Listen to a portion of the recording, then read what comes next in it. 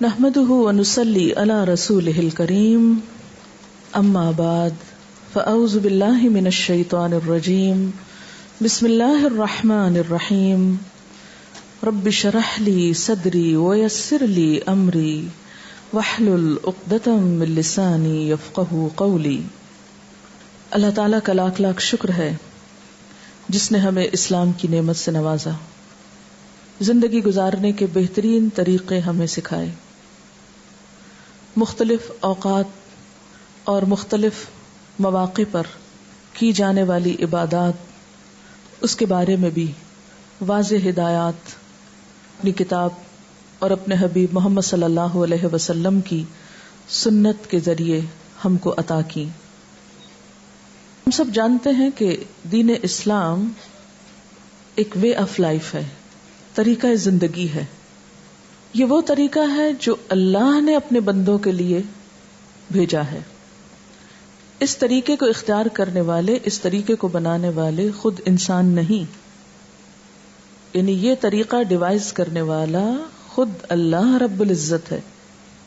لہذا کوئی بھی کام جسے ہم اسلام کے نام پر کریں گے، دین کے نام پر کریں گے، اس کام کے لیے ضروری ہے کہ ہمارے پاس واضح ہدایات، انسٹرکشنز، تعلیمات اللہ کی طرف سے موجود ہوں، واضح دلائل سامنے ہوں۔ واضح دلائل میں دو بڑی چیزیں آتی ہیں، ایک قرآن حکیم ہے کہ کسی بھی کام کے کرنے کے لیے قرآن حکیم سے رہنمائی حاصل ہو، یا پھر حضور صلی اللہ علیہ وسلم کا طریقہ کہ کسی بھی کام کو آپ نے کس طرح کیا، اس کے بارے میں آپ نے کیا فرمایا۔ چونکہ یہ ماہ شعبان ہے، یہ بھی بابرکت مہینوں میں سے ایک مہینہ ہے، تو ہم دیکھیں گے کہ اس کے بارے میں قرآن حکیم اور سنت نبوی صلی اللہ علیہ وسلم میں کیا ارشادات ملتے ہیں کہ اس مہینے میں ہم کو کیا کرنا چاہیے۔ اب دیکھیے کہ عبادت کی اصل غرض کیا ہوتی ہے، اللہ تعالیٰ کی خوشنودی حاصل ہو، اور اس کو خوش کرنے کے لیے وہی کام کرنا ہے جو اس کو پسند ہے یا اس نے بتایا ہے، یا اس کے ہاں وہ قبول ہو جائے، کیونکہ اجر اور ثواب ہم کو وہاں سے چاہیے، کسی انسان سے نہیں۔ یعنی دین کے نام پر ہم جو کچھ بھی کریں گے اس کا اجر اور ثواب اللہ تعالی سے امید رکھیں گے۔ لہذا ہمارے ہر کام کے پیچھے نیت اس کی رضا ہو اور طریقہ اس کے بتائے ہوئے قاعدوں کے مطابق ہو۔ جب ہم ماہ شعبان کے بارے میں قرآن پاک کی طرف رجوع کرتے ہیں تو ہمیں کوئی خاص آیت اس کی فضیلت کے بارے میں نہیں ملتی۔ مثلا رمضان المبارک کے بارے میں قرآن پاک میں آتا ہے شہر رمضان الذی انزل فیہ القرآن، رمضان کی ایک رات لیلۃ القدر کے بارے میں بھی آتا ہے کہ لیلۃ القدر خیر من الف شہر، لیکن شعبان کے بارے میں کوئی ایسی آیت نہیں آتی۔ زیادہ سے زیادہ اس کی فضیلت کے بارے میں جو چیزیں ہم کو معلوم ہوتی ہیں وہ احادیث سے ہیں۔ احادیث میں ہم دیکھتے ہیں کہ اس مہینے کی جو مخصوص عبادات بتائی گئی ہیں وہ روزے ہیں۔ حضرت اسامہ بن زید رضی اللہ تعالی عنہ بیان کرتے ہیں کہ میں نے عرض کیا یا رسول اللہ لم اراک تصوم من شہر من الشہور ما تصوم فی شعبان، قال ذلك شهر يغفل الناس عنه بين رجب ورمضان وهو شهر ترفع فيه الأعمال إلى رب العالمين وأحب أن يرفع عملي وأنا صائم۔ حضرت اسامہ بن زید رضی اللہ تعالی عنہ بیان کرتے ہیں کہ میں نے سوال کیا اے اللہ کے رسول صلی اللہ علیہ وسلم، میں آپ کو کسی مہینے میں سوائے رمضان کے اتنے روزے رکھتے ہوئے نہیں دیکھتا جس قدر روزے آپ شعبان میں رکھتے ہیں۔ آپ نے فرمایا کہ لوگ اس رجب اور رمضان کے درمیان والے مہینے کی فضیلت سے غافل ہیں، حالانکہ اس مہینے میں لوگوں کے اعمال اللہ تعالیٰ کے سامنے پیش کیے جاتے ہیں۔ میری چاہت یہ ہے کہ میرے اعمال اللہ تعالیٰ کے سامنے میرے روزے کی حالت میں پیش ہوں. یہ روایت جو ابھی میں نے آپ کے سامنے رکھی یہ ابو داؤد اور نسائی کی ہے. ایک اور روایت میں ہے، ترمذی کی روایت میں ہے، حضرت ام سلمہ رضی اللہ تعالی عنہا فرماتی ہیں ما رأیت النبی صلی اللہ علیہ وسلم یصوم شہرین متتابعین الا شعبان و رمضان، کہ میں نے رسول اللہ صلی اللہ علیہ وسلم کو 2 مہینے پے در پے روزے رکھتے ہوئے سوائے شعبان اور رمضان کے نہیں دیکھا.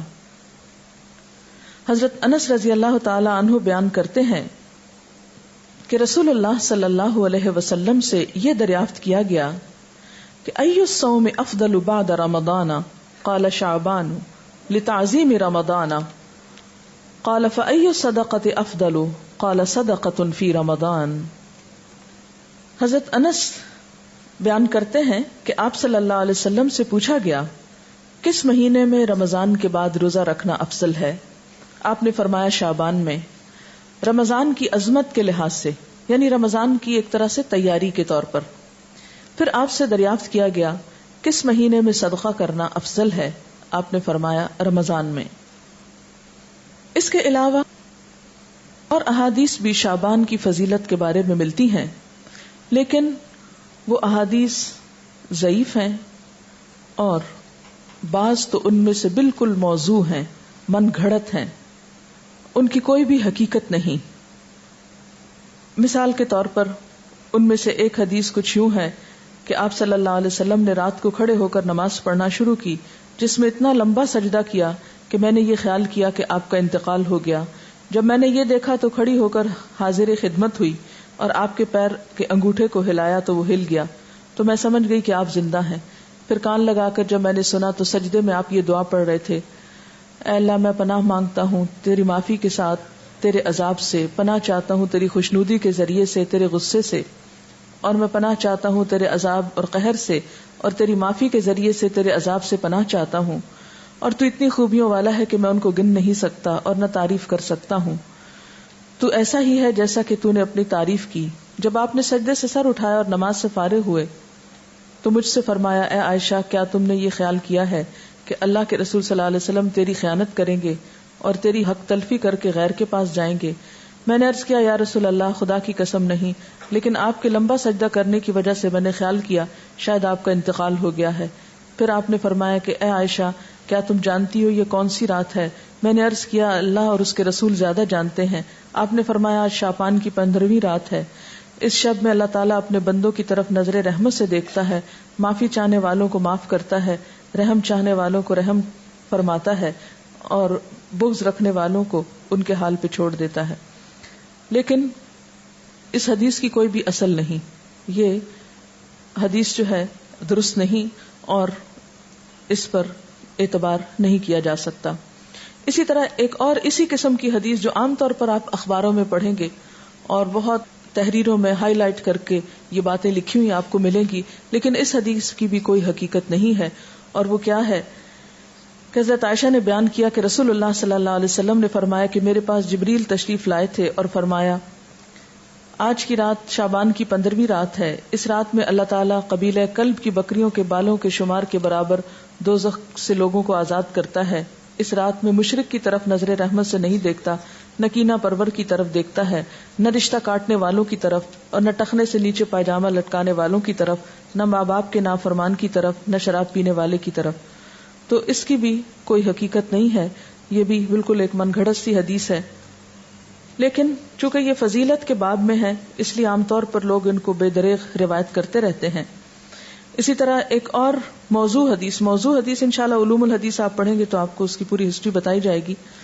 موضوع حدیث ایک اور بھی ہے کہ آپ صلی اللہ علیہ وسلم نے فرمایا جو شخص 15ویں شعبان کی رات میں 100 رکعتیں پڑھتا ہے تو اللہ تعالیٰ اس کی طرف 100 فرشتے بھیجتا ہے، 30 اسے جنت کی خوشخبری دیتے ہیں، 30 اسے آگ کے عذاب سے امن دیتے ہیں اور اسے دنیا کی بلاؤں سے دور رکھتے ہیں، اور 10 اسے شیطان کے دھوکے سے دور رکھتے ہیں. یہ بھی بالکل من گھڑت حدیث ہے اور ناقابل اعتبار.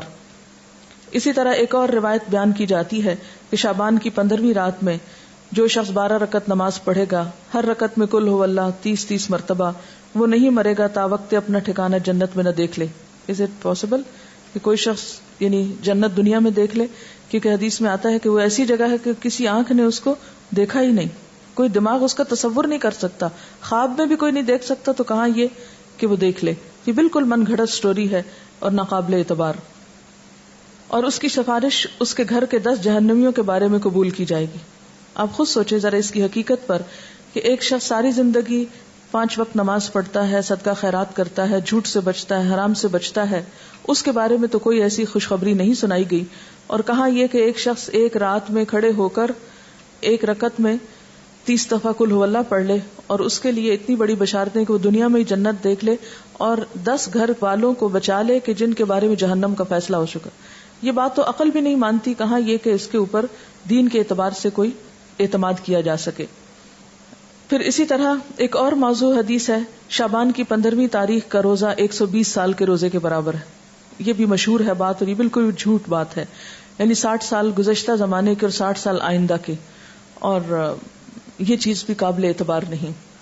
تو جو صحیح روایات سے ہم کو پتہ چلتا ہے شعبان کے بارے میں وہ کیا ہے کہ اس مہینے میں روزوں کی فضیلت ہے، یعنی ایک برکت والا مہینہ ہے، رمضان کی ابتدا ہے، رمضان کی تیاری ہے اور کثرت سے نفلی روزے رکھنے چاہیے.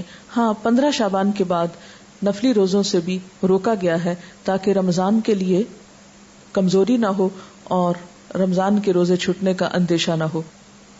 ایک آیت جو عام طور پر اس رات کے بارے میں قرآن پاک سے کوٹ کی جاتی ہے وہ سورۃ الدخان کی یہ آیت ہے، انا انزلناہ فی لیلۃ مبارکۃ انا کنا منذرین فیہا یفرق کل امر حکیم امرا من عندنا انا کنا مرسلین رحمتا من ربک انہ هو السمیع العلیم.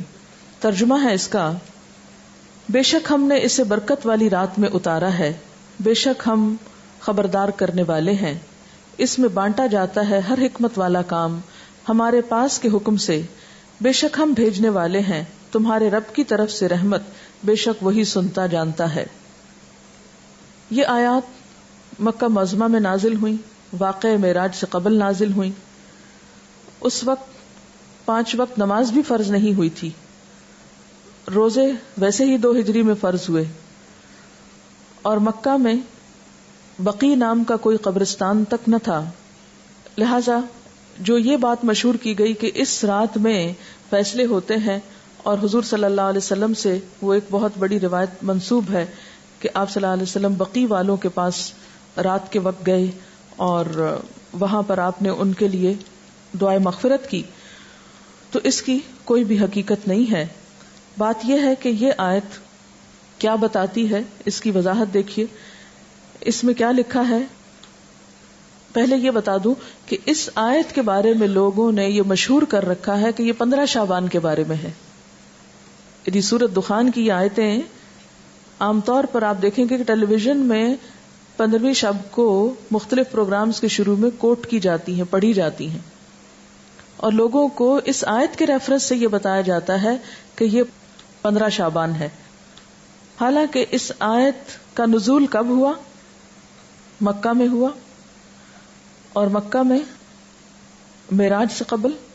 اور پھر اس آیت میں جو بات پتہ چلتی ہے وہ کیا کہ اس مبارک رات میں قرآن پاک نازل کیا گیا، انا انزلناہ فی لیلۃ مبارکۃ. قرآن پاک ہی کی ایک اور آیت سے کیا پتہ چلتا ہے کہ قرآن پاک کب نازل ہوا؟ آپ بتائیے. رمضان میں نازل ہوا. سورۃ البقرہ کی آیت شہر رمضان الذی انزل فیہ القرآن، کہ رمضان وہ مہینہ ہے جس میں قرآن پاک نازل کیا گیا. پھر وہ رات شعبان میں کیسے آ گئی؟ پھر دوسری بات یہ ہے کہ سورۃ القدر کے شروع میں کیا آتا ہے؟ انا انزلناہ فی لیلۃ القدر. ہاں، اور لیلۃ القدر کون سی ہے؟ وما ادراک ما لیلۃ القدر، لیلۃ القدر خیر من الف شہر تنزل الملائکۃ والروح فیہا باذن ربہم من کل امر سلام ہی حتی مطلع الفجر. ہمیشہ سے آپ کو معلوم ہے کہ اس سورت کی جو تفسیر کی جاتی ہے وہ کیا ہے کہ یہ کس رات کے بارے میں بات ہے؟ لیلۃ القدر کے بارے میں. اور لیلۃ القدر کیا شعبان میں ہوتی ہے یا رمضان میں؟ رمضان میں. اور رمضان کی کون سی رات ہوتی ہے؟ اس کے بارے میں تاکید سے نہیں بتایا گیا کہ کون سی رات. ہاں آخری عشرے کی رات ہے. اور اس کی تفصیل کہاں سے پتہ چلتی ہے؟ حدیث پاک میں ہے کہ ایک مرتبہ آپ صلی اللہ علیہ وسلم گھر سے باہر تشریف لائے، دیکھا کہ 2 شخص باہم جھگڑ رہے تھے. آپ نے ان کی صلح فرمائی، پھر فرمایا کہ میں تمہیں ایک خیر کی بات بتانے نکلا تھا مگر تم جھگڑ رہے تھے، اس لیے میں وہ بات بتانا بھول گیا. صرف اتنا یاد ہے کہ وہ بات یہ تھی کہ وہ رات کب ہے. یعنی میں یہ بتانے کو آ رہا تھا کہ لیلۃ القدر کب ہے، لیکن تمہارے جھگڑے کی وجہ سے وہ مجھ کو بھول گئی. اب مجھے یاد نہیں، بس اتنا یاد رہ گیا کہ وہ برکت والی رات رمضان المبارک کی آخری 5 طاق راتوں میں سے ایک تھی. اب تم اس کو 21، 23، 25، 27 اور 29ویں راتوں میں تلاش کرو. یہ بخاری کی روایت ہے. آپ صلی اللہ علیہ وسلم اس رات کو پانے کے لیے رمضان کے آخری عشرے کا اعتکاف فرمایا کرتے تھے. یہ بھی بخاری کی روایت ہے. تو اس سے کیا پتہ چلتا ہے کہ لیلۃ القدر، قدر سے مراد کیا ہے؟ ایک تو قدر و قیمت کے معنوں میں آتا ہے، دوسرا قدر سے مراد تقدیر بھی ہے کہ تقدیر کے فیصلے اس رات میں ہوتے ہیں، نہ کہ 15 شعبان کی رات کو. اور پھر آپ دیکھیں کہ اس میں ان آیتوں میں جو میں نے آپ کے سامنے سورۃ الدخان کی پڑھی ہیں، ان میں آتا ہے فیہا یفرق کل امر حکیم. فیہا سے مراد کیا ہے؟ اس رات میں یفرق تقسیم کیے جاتے ہیں، کل امر سب کام، حکیم حکمت والے، یعنی ہر قسم کے فیصلے اس رات میں فرشتوں کے حوالے کیے جاتے ہیں، ان کو دے دیے جاتے ہیں. تو اس سے بھی کیا پتہ چلتا ہے کہ سورۃ الدخان کی یہ آیت 15 شعبان کے بارے میں نہیں ہے، بلکہ لیلۃ القدر کے بارے میں ہے، جس میں قرآن پاک بھی نازل ہوا اور جس میں لوگوں کی قسمتوں کے بھی فیصلے کیے جاتے ہیں.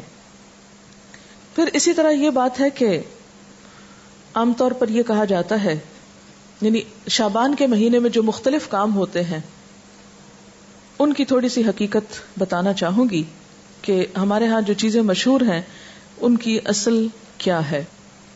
پہلی بات تو یہ کہ شعبان بابرکت مہینہ ہے، لیکن اس کی واحد برکت کیا ہے؟ روزے رکھے جائیں، اعمال اللہ کے ہاں پیش ہوتے ہیں. اور آپ صلی اللہ علیہ وسلم نے کیا فرمایا کہ میں یہ چاہتا ہوں کہ میرا عمل اس وقت اللہ کے ہاں پیش ہو جب میں روزے سے ہوں. اس سے زیادہ کوئی چیز کسی اوتھینٹک ذریعے سے ہم کو نہیں ملتی کہ کسی اور عمل کی بھی ضرورت ہے. ہمارے ہاں یہ رات یعنی شعبان میں خاص طور پر 15 شعبان کی رات شب برات کے نام سے مشہور ہے، جس کو شب رات کہتے ہیں. آپ دیکھیے کہ اسلام میں جو اہم دن آتے ہیں قرآن پاک اور سنت رسول صلی اللہ علیہ وسلم سے پتہ چلتے ہیں، ان میں سے بعض یہ ہے، مثلا یوم الحج، یوم عرفہ جس کو کہتے ہیں، یوم ترویہ جس دن حج کی ابتدا ہوتی، یوم نحر جس دن قربانی ہوتی، شہر رمضان جب روزے رکھے جاتے، لیلۃ القدر جو رمضان ہی کے آخری راتوں میں سے ایک ہے، قرآن جس میں نازل ہوا، عید الاضحیٰ، عید الفطر، ایام بیس. ایام بیس کیا ہیں؟ ہر مہینے کے 13، 14 اور 15، یعنی ایک 14ویں سے پہلے کی رات اور ایک 14ویں کے بعد کی رات. ان کے جو دن ہیں یعنی 13 کا دن، پھر 14 کا دن اور 15 کا دن، ان دنوں میں روزہ رکھنا جو ہے وہ مسنون ہے. یعنی ہر مہینے جو شخص روزے رکھنا چاہے وہ ان 3 دنوں میں رکھے. ان کو ایام بیس اس لیے کہتے ہیں کہ ان کی راتیں بھی روشن ہوتی ہیں. پھر اسی طرح یوم الجمعہ، اس کی فضیلت آئی ہے، سورۃ الجمعہ بھی ہے.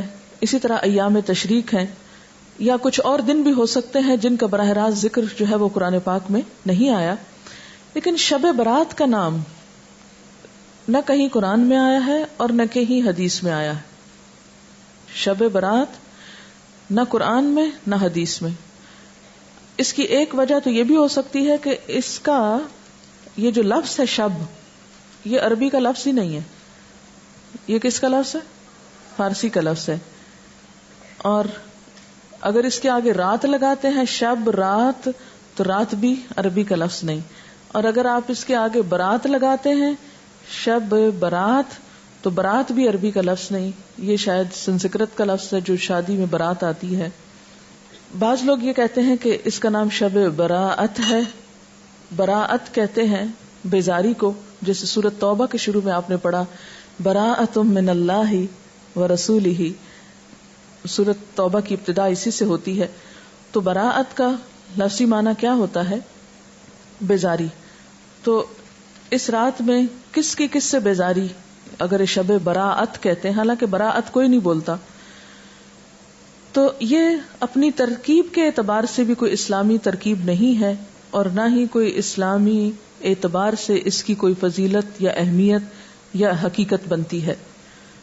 شب برات جو ہے یا شب رات جو ہے ہمارے ہاں عام طور پر باقاعدہ جشن کی شکل میں منائی جاتی ہے، حالانکہ اسلام میں جشن کے دن صرف دو ہیں، عید الفطر اور عید الاضحیٰ.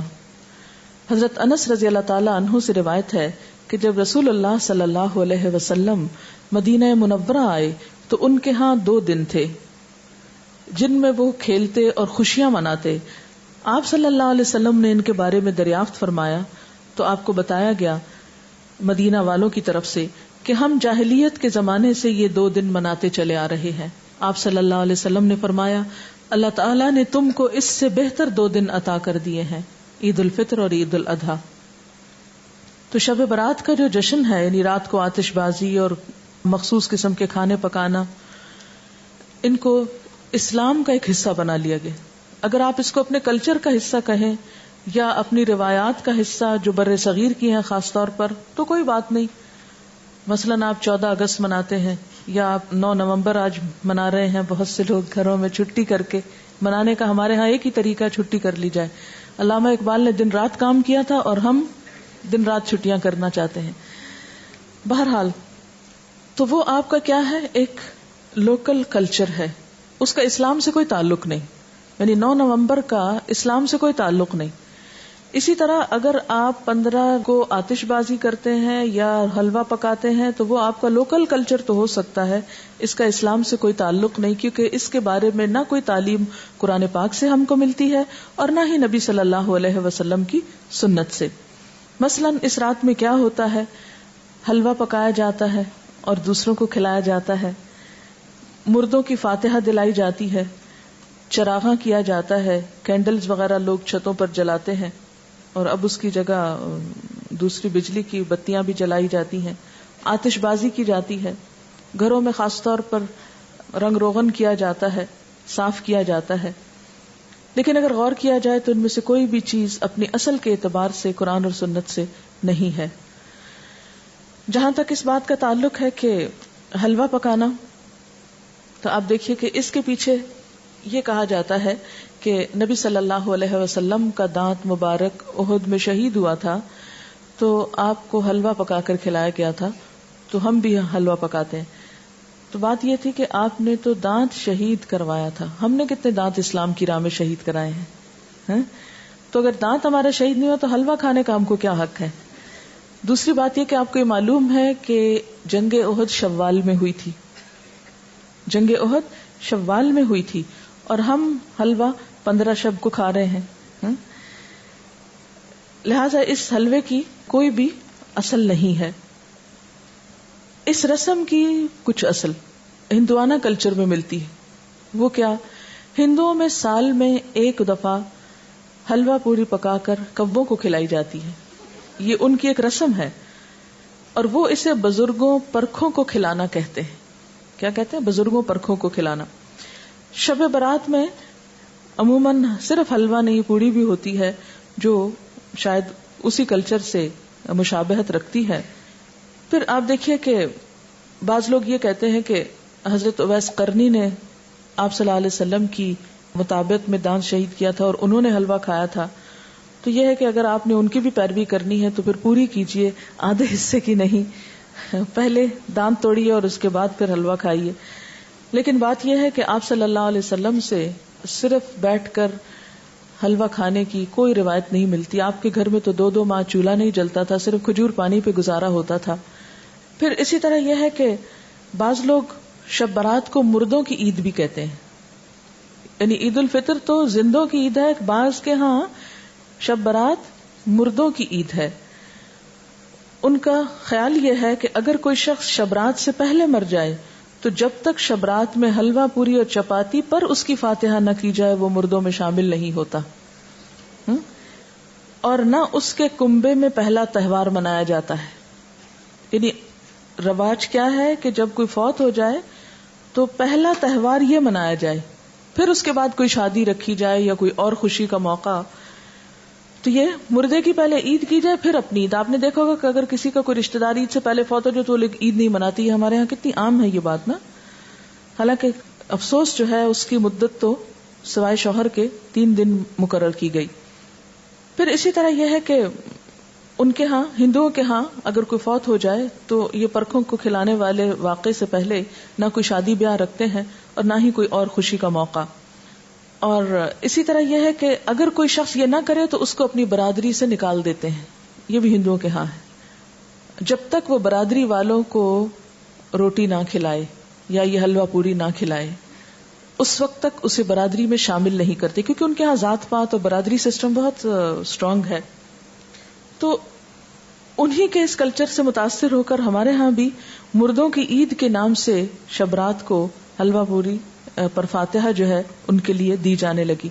ان کے ہاں یہ بھی خیال کیا جاتا ہے کہ جب تک یہ رسم ادا نہ ہو انسان مردوں میں شریک نہیں ہوتا, وہ معلق رہتا ہے. اب آپ دیکھیں کہ جو لوگ یہ رسم نہیں کرتے ان کے تو سب مرنے والے اب تک لٹک رہے ہیں کہیں, اور وہ مردوں میں شریک نہیں ہوئے. تو یہ کتنی نان سینس قسم کی بات ہے. کیا کوئی دین اس قسم کی تعلیمات دے سکتا ہے؟ اسی طرح بعض لوگوں کے ہاں یہ رواج بھی ہے کہ وہ گھروں کی صفائی کر کے ایک مخصوص جگہ پر حلوہ چپاتی رکھتے ہیں, اور موسمی پھل بھی اور مٹھائیاں بھی اور کھانے پینے کی چیزیں بھی, اور وہ کہتے ہیں کہ یہ مرنے والے کے لیے ہیں, اور ہر وہ چیز رکھی جاتی ہے جو مرنے والے کو پسند ہوتی ہے. اور بعض اوقات لوبان اور اگربتی وغیرہ جلا کر بھی اس کو مزید بارونق کیا جاتا ہے. اور بعض لوگوں نے یہ بھی تصور قائم کر رکھا ہے کہ میت کی روح 40 دن تک گھر پر آتی رہتی ہے, اور خصوصاً شبرات کو بھی آتی ہے, یعنی 40 دن تک آنے کے علاوہ شبرات کو بھی آتی ہے. تو اس کا کوئی ثبوت نہ قرآن پاک سے ہم کو ملتا ہے اور نہ ہی حدیث سے ملتا ہے. ابھی ریسنٹلی آپ نے سورۃ المومنون پڑھی, اس میں آپ نے برزخ کے بارے میں پڑھا, وَمِن وَرَائِهِمْ بَرْزَخٌ إِلَىٰ يَوْمِ يُبْعَثُونَ, کہ مرنے والا جب مر جاتا ہے تو ان کے پیچھے کیا ہے؟ برزخ, پردہ آ گیا. کب تک؟ إِلَىٰ يَوْمِ يُبْعَثُونَ. کہاں اب ان کا آپ کے گھروں میں آنا اور آ کر کھانے پینے کی چیزیں دیکھ کر ترسنا, کیونکہ اب وہ خود تو کھا نہیں سکتے. یعنی یہ کتنے افسوس کی بات ہے کہ ایک روح آ رہی ہے اور آپ اس کے لیے کھانے پینے کی چیزیں رکھ رہے ہیں جو وہ کھا بھی نہیں سکتی. تو دین میں اس قسم کے کوئی عمل نہیں ہے کہ جو عقل سے مطابقت نہ رکھتے ہوں. جی, یہ پوچھ رہی ہیں کہ وہ سب پھر کھاتا کون ہے؟ اگر سمجھ بھی لیا جائے کہ وہ سپوز کہ وہ آتے ہیں تو آ کے دیکھ کے چلے جاتے ہیں, اور پھر ہم خود بیٹھ کے کھا لیتے ہیں یا اوروں کو کھلا دیتے ہیں. یہ کس قدر شرمناک بات ہے کہ مہمان نے تو کچھ کھایا نہیں اور اپنی موج کر لی ہم نے. اور بعض لوگ اس کی دلیل جو روحوں کے آنے کی کہتے ہیں کہ قرآن پاک میں بھی روح کا لفظ آیا ہے, اور حالانکہ آپ جتنی آیتیں بھی اس ضمن میں پڑھ چکے ہیں وہ حضرت جبریل علیہ السلام کے بارے میں ہے یا وحی کے بارے میں ہے. اور بعض لوگوں کا خیال یہ ہے کہ اگر شبرات کو یہ فاتحہ نہ دلائی جائے تو مردے غمگین واپس جاتے ہیں, اور اگر فاتحہ دلائی جائے تو مردے خوش خوش واپس جاتے ہیں. یہ ہندوانہ سوچ ہے, کیونکہ ہندوؤں کے ہاں روحیں بھٹکتی پھرتی ہیں. انشاءاللہ آپ کو لیٹر آن یہ 3 بڑے مذاہب جو برے صغیر سے متعلق ہیں, ہندوازم اور بدھزم اور سکھوں کے بارے میں انشاءاللہ کچھ لیکچرز دلوائے جائیں گے. یہ ہم آخر میں بالکل کرتے ہیں, اور اس وقت جب آپ قرآن پاک تقریباً پڑھ چکے ہو, تاکہ آپ جب وہ سنیں تو قرآن کو کمپیئر کر سکیں کہ ان باتوں کی تردید قرآن میں کس کس طریقے سے ہوتی ہے. پھر آپ کے اپنے اندر بھی ایک میزان پیدا ہو جاتا ہے نا. اگر ہم ابھی آپ کو سنا دیں تو شاید آپ کو وہ ایک معلومات سے زیادہ کوئی چیز نہ لگے. تو ہندوؤں کے ہاں یہ سمجھا جاتا ہے کہ روحیں بھٹکتی پھرتی ہیں, اور ان کے خیال میں تو بعض اوقات وہ دشمنوں سے انتقام بھی لیتی ہیں، لیکن قرآن پاک سے اور حضور صلی اللہ علیہ وسلم کی سنت سے کہیں ثابت نہیں. آپ صلی اللہ علیہ وسلم نے کبھی نہیں فرمایا کہ آج حضرت خدیجہ کی روح واپس آئی ہے، یا میرے والدین کی روح آئی ہے، یا آپ کے بیٹے جو آپ کی زندگی میں فوت ہو گئے تھے ان میں سے کسی کی روح آئی، یا آپ کے جو عزیز چچا تھے حضرت حمزہ ان کی کوئی روح، یا دیگر کسی کی بھی روح کے بارے میں آپ صلی اللہ علیہ وسلم سے کوئی بھی ایک روایت نہیں ملتی.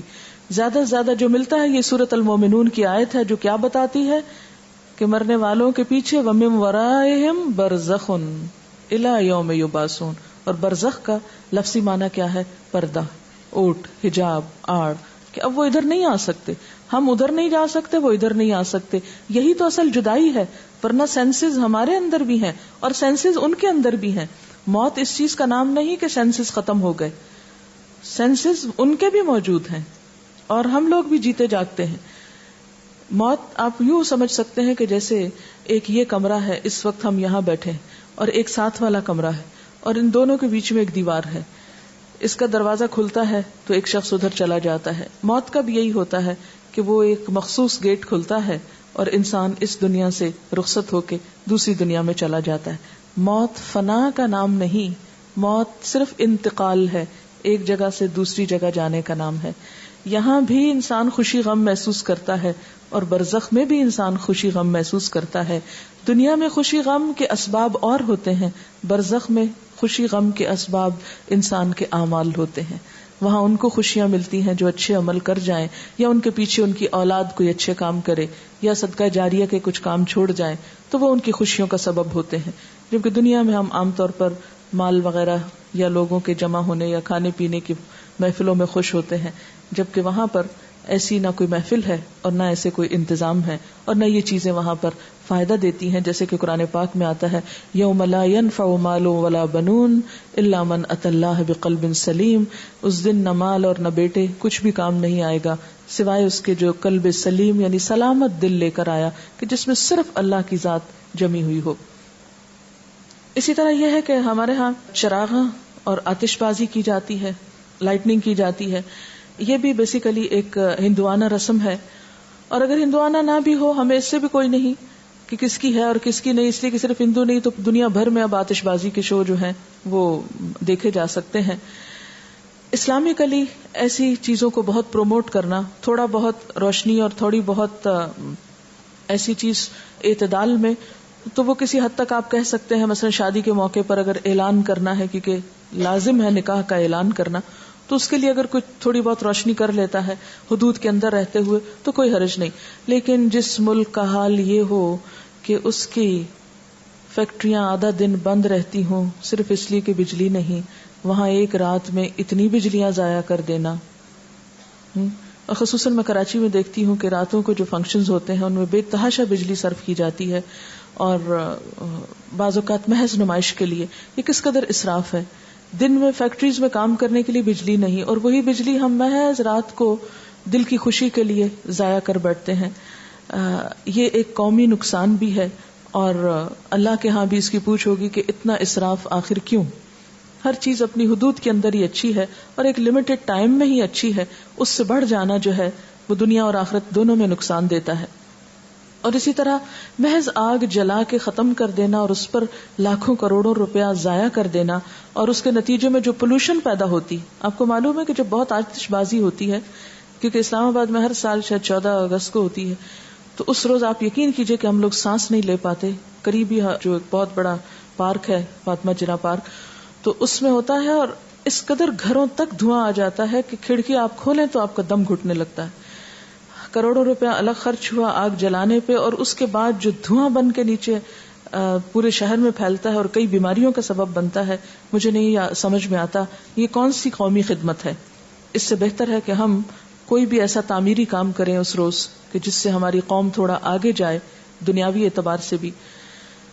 بہرحال اپنے خون پسینے کی کمائی کو آگ جلا کر اڑا دینے میں اور لوگوں کو اذیت دینے میں اور محض وقتی صرف ایک ایکسائٹمنٹ میں خرچ کر دینا اسلام کی روح سے میل نہیں کھاتا. پھر یہ ہے کہ ہمارے ہاں عام طور پر اس رات کے بارے میں کچھ فضیلتیں منسوب ہیں. مثلاً یہ کہ شب برات میں سالانہ بجٹ تقسیم ہوتا ہے، سال بھر کے امور کا فیصلہ ہوتا ہے، رزق، شادی، اولاد، حج، موت، بیماری، فراخی، تنگی، عزت، ذلت، حادثات، غمی، خوشی. اس رات بعض لوگوں کو مردوں میں لکھ دیا جاتا ہے.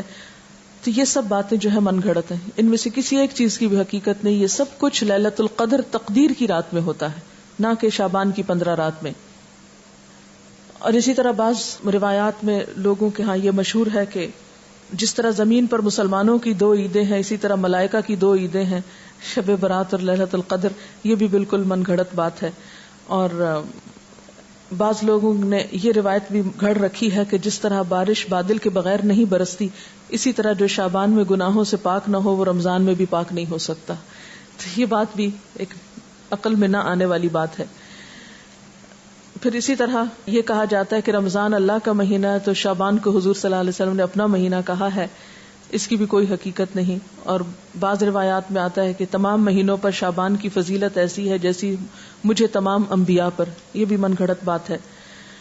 اور شعبان کی 15ویں رات قیام کرو اور دن کو روزہ رکھو، کیونکہ اللہ تعالیٰ اس دن آسمان دنیا پہ تجلی فرما کر کہتا ہے کہ ہے کوئی بخشش مانگنے والا کہ اسے بخش دوں. یہ تو ہر رات میں ہوتا ہے. صحیح حدیث سے کیا پتہ چلتا ہے کہ ہر رات اللہ تعالیٰ آسمان دنیا پہ نزول فرماتے ہیں اور یہی فرماتے ہیں کہ ہے کوئی بخشش مانگنے والا کہ میں اسے بخش دوں، ہے کوئی مصیبت زدہ کہ میں اس کی مصیبت دور کروں. اس کے لیے صرف 15 رات مخصوص نہیں ہے. پھر اسی طرح بعض لوگوں نے یہ بھی مشہور کر رکھا ہے کہ جو شعبان کے 3 روزے رکھتا ہے اس کے سب گناہ معاف ہو جاتے ہیں اور اس کی روزی میں برکت دی جاتی ہے. اور اس کی بھی کوئی حقیقت نہیں ہے. یہ کیسے ہو سکتا ہے سال بھر انسان گناہ کرے اور صرف شعبان کے 3 روزے رکھ کے سب کچھ درست کر لے؟ اسلام شارٹ کٹ نہیں، اسلام چند ریچولز کی ادائیگی کا نام نہیں. اسلام ایک وے آف لائف ہے، طریقہ زندگی ہے. اس میں اللہ کے حقوق بھی ہیں اور بندوں کے حقوق.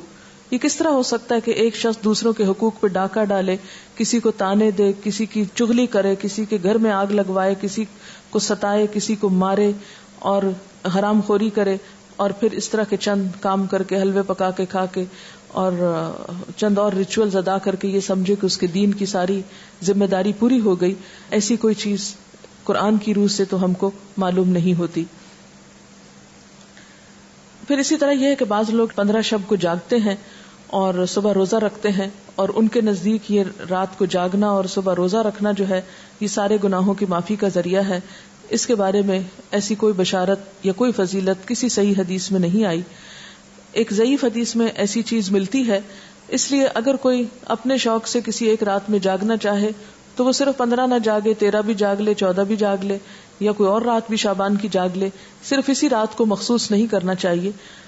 عام طور پر لوگ یہ کہتے ہیں کہ کیا فرق پڑتا ہے، کوئی نیکی کرتا ہے تو کرتا رہے، تو ٹھیک ہے، وہ ان کی مرضی. لیکن اگر کوئی یہ سمجھے کہ اس نیکی سے میرے سارے گناہ معاف ہو جائیں گے یا میرے اگلے پچھلے گناہوں کی صفائی ہو جائے گی، تو ایسی کوئی توقع نہیں رکھنی چاہیے. وہ تو یہ بھی ہو سکتا ہے کہ آپ کسی بھی وقت اللہ سے رو کر دعا مانگے تو ہو سکتا ہے پچھلے سارے گناہ معاف ہو جائیں. لیکن اس رات کے بارے میں ایسی کوئی صحیح حدیث جو ہے وہ نہیں ملتی. آپ دیکھیے کہ یہ سب چیزیں بیان کرنے کا مقصد کیا ہے. مقصد یہ نہیں ہے کہ لوگوں کو ایک نیکی سے ہٹایا جائے. مقصد یہ ہے کہ لوگوں کو خود ساختہ بوجھ سے نکالا جائے. جب ہم دین میں کوئی چیز خود ایجاد کرتے ہیں، خود اس کی فضیلت بنا لیتے ہیں، اس کی پابندی کرتے ہیں، تو بسا اوقات ہم اپنے اوپر ناروا بوجھ ڈال لیتے ہیں. یہود و نصارہ کے ہاں اپنے روحانی تزکیے کے لیے کچھ عبادات انہوں نے خود سے خود گھڑ لی تھی جو اللہ کی طرف سے ان پر عائد نہیں تھی. آہستہ آہستہ کیا ہوا، وہ اصل عبادات سے بالکل دور چلے گئے اور خود ساختہ عبادات اپنی گردن پر لاد لی. اور نتیجہ کیا ہوا کہ وہ ایک وقت آیا کہ وہ بالکل دین سے بیگانہ ہو گئے. آج ہمارے معاشرے میں بھی ہم دیکھتے ہیں کہ جو اصل دین ہے اس سے ہم کوسوں دور ہیں. جو کرنے کے کام ہیں وہ ہم کرتے نہیں، اور جو نہیں کرنے کے کام ان کو ہم بہت پابندی سے کرنا شروع ہو گئے ہیں. اس کا نتیجہ کیا نکلا ہے کہ ہم ایسے بوجھ تلے دب گئے ہیں کہ جس نے ہم سے ہمارے فرائض بھی بعض اوقات چھڑا دیے. نبی صلی اللہ علیہ وسلم کے آنے کی غرض جو قرآن پاک میں بتائی گئی ہے سورۃ الاعراف میں، وہ کیا ہے؟ وَيَحِلُّ لَهُمُ الطَّيِّبَاتُ وَيُحَرِّمُ عَلَيْهِمُ الْخَبَائِثَ وَيَدَعُ عَنْهُمْ إِصْرَهُمْ وَالْأَغْلَالَ الَّتِي كَانَتْ عَلَيْهِمْ. اور پاکیزہ چیزوں کو وہ ان کے لیے حلال بتاتے ہیں اور گندی چیزوں کو ان پر حرام فرماتے ہیں، اور ان لوگوں پر جو بوجھ اور طوق یعنی پچھلی شریعتوں نے ڈال دیے تھے ان کو دور کرتے ہیں. تو نبی صلی اللہ علیہ وسلم نے پچھلی شریعتوں کی سب من گھڑت عبادات کو ختم کر دیا اور صاف ستھرا قابل عمل دین ہمارے لیے چھوڑا کہ جس میں دن میں 5 نمازیں فرض ہیں، تو سال میں 1 رمضان کے روزے فرض ہیں، اور 1 مرتبہ صاحب حیثیت لوگوں پر زکوٰۃ فرض ہے سال میں، اور زندگی میں 1 مرتبہ حج فرض ہے صاحب استطاعت لوگوں پر.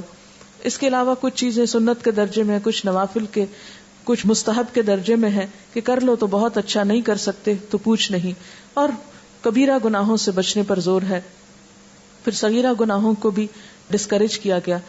بہت زیادہ ریچولز میں لوگوں کو نہیں الجھایا گیا، بہت زیادہ پابندیاں ان پہ نہیں لگائی گئیں. لیکن جو ہی ہم دین کا نام لیتے ہیں تو ہمارے سامنے کرو اور نہ کرو کچھ ایسی چیزیں آ جاتی ہیں کہ جو عموماً پریشان کر دیتی ہیں. اسی طرح ایک اور چیز بھی ہمارے ہاں مشہور ہے، اور وہ سلامی روزہ ہے جو شعبان کے مہینے میں رکھا جاتا ہے. شعبان کے آخری دن استقبال رمضان کے لیے بعض لوگ روزہ رکھتے ہیں جس کو سلامی روزہ بولتے ہیں. اور سلامی اس کو کیوں کہتے ہیں کہ رمضان کو سلام کر رہے ہیں.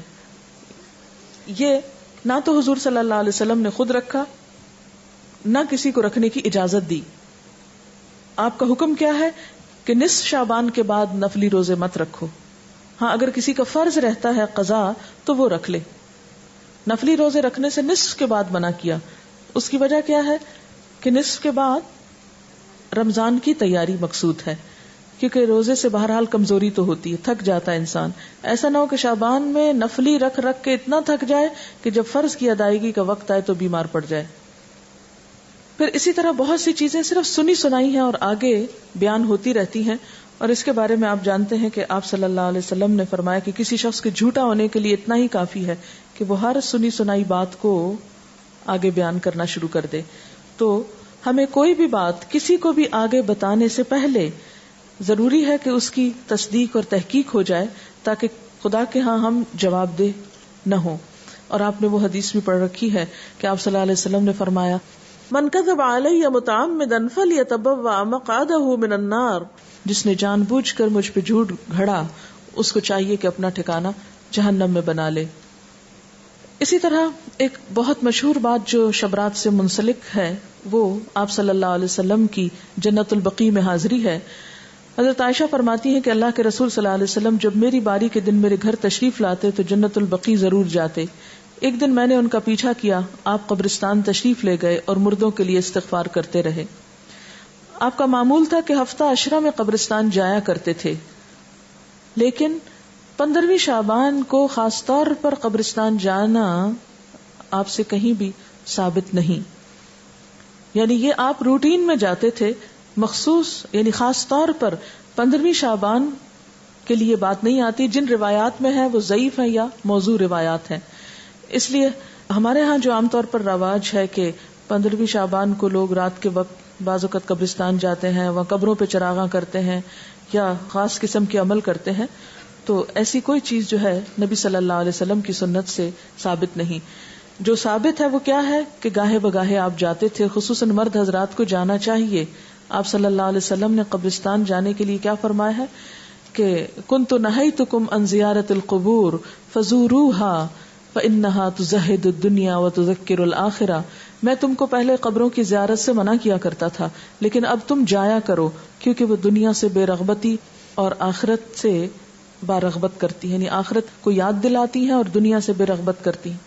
لیکن ہمارے ہاں عام طور پر تو لوگ قبرستان کے پاس سے گزرتے ہوئے بھی اپنے شغل میلوں میں مشغول رہتے ہیں اور قبر والوں کو بھول جاتے ہیں. کوئی ان کو سلام نہیں کرتے، نہ ان کو دعا دیتے ہیں. اور اسی طرح وہاں کبھی عبرت کی نظر سے کتنے لوگ ہیں. آپ سب جا کے اپنے گھر والوں سے پوچھئے کہ کتنے لوگوں نے اس حدیث پر عمل کیا ہے کہ نبی صلی اللہ علیہ وسلم نے جو فرمایا ہے کہ قبروں کی زیارت کیا کرو کیونکہ وہ دنیا سے بے رغبت کرتی ہیں اور آخرت کی یاد دلاتی ہیں. ہم میں سے کتنوں کے باپ، بھائی، بیٹے صرف اس غرض سے کبھی قبرستان گئے ہوں کہ جا کے اپنی موت کو یاد کر کے آئیں؟ نہ ہونے کے برابر.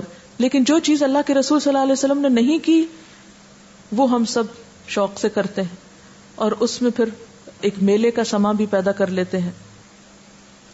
تو بات یہ ہے کہ ہمیں ان طریقوں کو عام کرنے کی ضرورت ہے جن کے بارے میں ہم سے پوچھا جائے گا اور قیامت کے دن ہم سے حساب لیا جائے گا، اور ان چیزوں سے بچنے کی ضرورت ہے کہ جن کے بارے میں ہمیں کہا نہیں گیا اور ہم نے خود ساختہ طور پر دین میں ان کو شریک کر لیا۔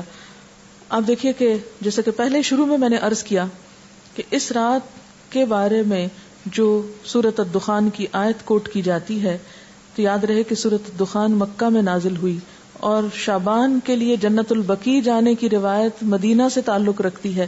تو یہ کس طرح ہو سکتا ہے کہ ایک کام مکہ ہوا اور دوسرا مدینہ ہوا؟ یہ سب باتیں اس لیے مشہور ہوئی کہ ان کی اصل حقیقت پر غور نہیں کیا گیا، اور صرف دیکھا دیکھی یا سنا سنائی میں یہ چیزیں عام کر کے لوگوں میں اتنی پھیلا دی گئیں کہ اگر کوئی شخص اس کے بارے میں یہ بتائے بھی کہ یہ درست نہیں تو عموماً اسی کو برا بھلا کہا جاتا ہے اور ان چیزوں پر اصرار کیا جاتا ہے۔ یہ تھی اصل حقیقت جو میں نے آپ کے سامنے رکھی ہے۔ اگر